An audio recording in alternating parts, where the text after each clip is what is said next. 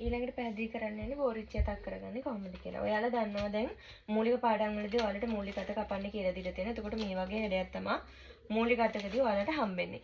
ඒ මූලික අත මං කිව්වා සාමාන්‍ය අඟලෙන් අඟල ප්‍රමාණයට මේ විදිහට වෙන් කරගන්න කියලා. මේ විදිහට තීරු වෙන් කරගෙන ඒවට නම්බර්ස් දාගන්නකෝ 1 2 3 4 5 6 7 8 කියලා.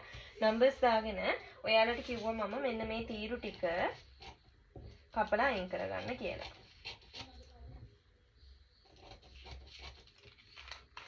මේ විදිහට සම්පූර්ණයෙන්ම අර රෆල්ලත් ඒ විදිහට නෙමෙයි ඉහළටම සම්පූර්ණයෙන්ම කපලා අයින් කරගන්න ඕනේ.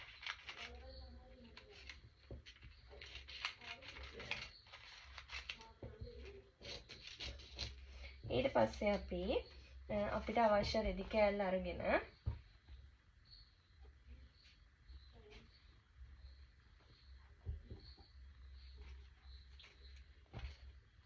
මේ විදිහට අපිට අවශ්‍ය රෙදි කෑල්ල අරගෙන මේ රෙදි කෑල්ල උඩින් අර තිබ්බ නම්බර්ස් පිළිවෙලට මේක එලා ගන්න ඕනේ. එලා ගන්නකොට අර තියෙන හැඩය ගානට එන විදිහට තමයි අපි මේක එලා ගන්න ඕනේ. එතකොට ඒක එලා ගන්නකොට සාමාන්‍ය දුරකට ප්‍රසාරණය කරන ගමන් තමයි කරගන්න ඕනේ. මෙන්න මේ විදිහට සාමාන්‍ය දුරකට ප්‍රසාරණය කරගන්න ගමන් එලා ගන්න. එතකොට මෙන්න මේ අට ලයින් එක සමාන්තර වෙන්න ඕනේ කියන එක මතක තියාගන්න.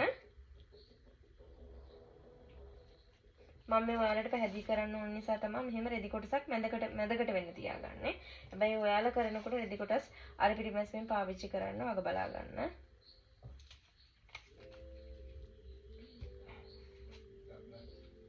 මේ විදිහට අංක 8 කොටස වෙනකම්ම මම මෙන්න මේ විදිහට එලා ගන්න. ඊට පස්සේ ඔයාලට කරන්න තියෙන්නේ මේ එලාගත්ත කොටස් වලට පින් ගහ ගන්න.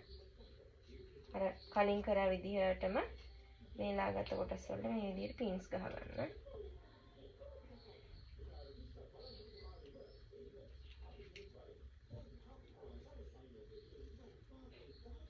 අමතක කරන්න එපා ඔයාලා මේකේ මේ අට ලයින් එක තනි කෙලින් තියාගන්න ඕනි කියන එක හැමතිස්සෙම ඔළුවේ තියාගන්න.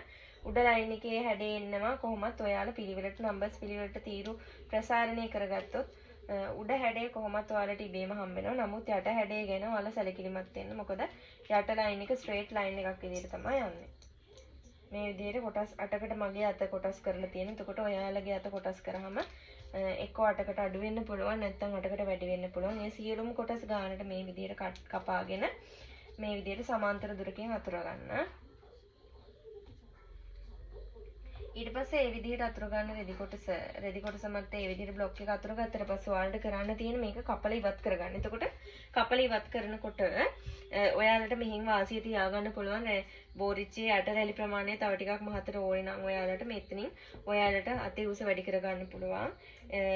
මෙතන වාසිය ඔයාලට කොහොමත් මෙහුම් වාසිය දීලානේ මූලික අත කපන්නේ. ඒ නිසා ඒක ගැටලුවක් නැහැ. මම වැඩිපුර මෙතනින් වාසිය දීලා පහළට කපා ගන්නවා.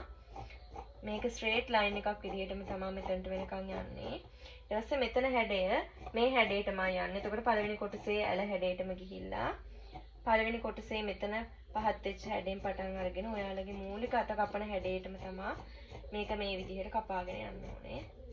කිසිදු වෙනසක් කරන්න නැහැ ඒවා. පොඩි ප්‍රමාණ වෙනස්කම් වුණා කියලා එක ගැටලුවක් කරගන්න එපා. මොකද මේක මහ ගන්නකොට අපිට රැලි වැඩිපුර තියෙන තරමට ගොඩක් හොඳයි. ඒ නිසා ඒක ගැන මේ ලොකුවට කරදර වෙන්න එපා. මේ කොටස කපනකොට පොඩි ප්‍රමාණයක් හරි වෙනසක් සිද්ධ වුණා කියලා. මේ විදිහට කපාගෙන ඔයාලට ගන්න පුළුවන්. එතකොට ඔයාලට පේනවා මෙන්න මේ හැඩය තමයි ඔයාලට හම්බෙන්නේ. බෝරිච්ච අතක් මේ විදිහට කොටස් කරගෙන රෙදි කොටස මත අතුර ගත්තාම ඊට පස්සේ මේ පින්ස් ටික ඔයාලා අයින් කරගන්න. මේ පතරම නිර්මාණය කරන්න ඔයාගේ අතේ නිම්මට නම් ඔයාගේ මේ බ්ලොක් එකේ කොටස් ටික ඔයා ඒ විදිහටම තියාගන්න. මොකද ඊළඟ සාම්පල්ස් වලදී ඔයාලට මේවා වැදගත් වෙන නිසා. ඉතින් ඔයාලට මේ විදිහට හම්බුනාට පස්සේ ඔයාලට පුළුවන් මේක අර සුපුරුදු විදිහට මූලික අතකට කට් මාක් එක දා ගන්නවා වගේම දෙකට මැදින් නමාගෙන හරි මැදින් නමලා හරි මැද මුදුනට චූටි කට් මාක් එකක් දාගන්න. එතකොට අත්කට මුදුන මෙන්න මේ මුදුනට සමාන්තර කරගන්න පුළුවන්. ඊට පස්සේ ඔයාලට පුළුවන් අත්කටට අල්ලන ගමන් රැලි කිරීමේ හැකියාව ඔයාලට තියෙනවා නම් එහෙම කරන්න පුළුවන්. නැත්නම් ඔයාලට අත්කට ප්‍රමාණය මැනගෙන ඒ ප්‍රමාණයට මේ ප්‍රමාණය රැලි කරගන්න පුළුවන්. එතකොට ඔයාලට කරන්න තියෙන්නේ බොරු නූලක් අදින එක ටැග් නොකර මෙතන කෙලවරේ මෙතන අංශයේ ඉඳලා මේ අංශය දක්වා සාමාන්‍ය අඟල් කාලක වගේ ප්‍රමාණයට බොරු නූලක් ඇද ගන්න. ඊට පස්සේ ඒ නූල් පොටවල් දෙකෙන් එක පොටක් ඇද්දාම මේක ඔටෝම රැලි වෙනවා. එතකොට ඔයාලට පුළුවන් අත්කට ප්‍රමාණය මැනගෙන තියෙනවා නම් ඒ අත්කට ප්‍රමාණයට සමාන්තර වෙන්න මේක රැලි කරගන්න ඉහළ ප්‍රමාණය. ඊට පස්සේ ඔයාලට පුළුවන් රැලි කරගත්තට පස්සේ හොඳ මැස්මක් ගහගන්න මේක ටැග් කරලා රැලි ටික එහා මෙහා නොවන විදිහට. ඊට පස්සේ ඔයාලට මූලික අත අල්ලන විදිහටම සාමාන්‍ය විදිහට මේක අල්ලගෙන යන්නයි තියෙන්නේ.